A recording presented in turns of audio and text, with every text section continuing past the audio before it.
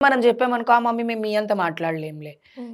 ఒక సాంగ్ తీసుకొని ఎవరో చేసిన సాంగ్‌ని వాడికంటే చేయాలని 10 రీటేకులు చేసి మనం చేసే అంత యెస్. టైం మనకున్నప్పుడు, ఒక మంచి విషయం మాట్లాడడం కోసం ఎందుకు టైం కేటాయించరు అని నేను కూడా అడుగుతున్నాను.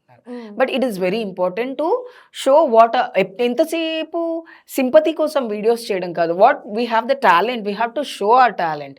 We have to showcase our different lifestyles. ఇవన్నీ చేయాలి. ఇవన్నీ చేయడానికి వాళ్ళకి అంత టైం ఉండకపోవచ్చు.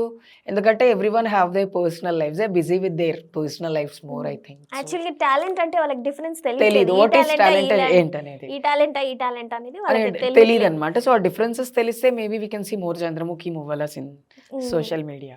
యాహ్! అందరికీ ఉంటది మాట్లాడాలని. అవును. నేను మాట్లాడితే తీసుకుంటారా, తీసుకోరా అనేటువంటి ఒక క్వెషన్ మార్క్ ఉంటది కమ్యూనిటీలో. నేను కమ్యూనిటీ అని కాదు, నాన్ కమ్యూనిటీ పీపుల్‌కి కూడా చెప్తున్నా. I have seen lot of womens who are 60+ they are doing reels.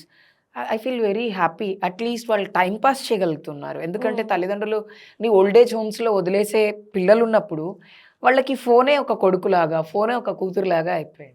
So it's very important thing that social media is one of the best platform to cut the time, to be strong.